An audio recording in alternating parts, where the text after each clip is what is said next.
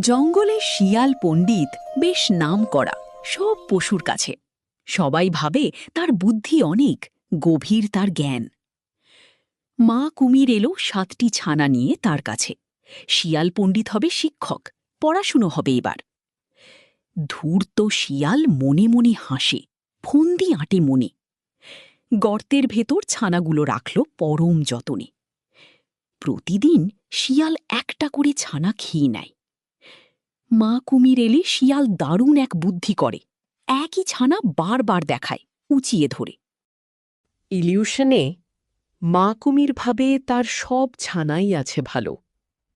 ভোজের উৎসবে শিয়াল পণ্ডিত ভারী খুশি। সবগুলো ছানা একে একে শেষ হয়ে গেল। মা কুমির এসে দেখে গর্ত একদম খালি। শিয়াল পণ্ডিত পালিয়েছে, দিয়ে মুখে কালি। বোকামির দায়ে মা কুমির কেবল চোখের জল ফেলে।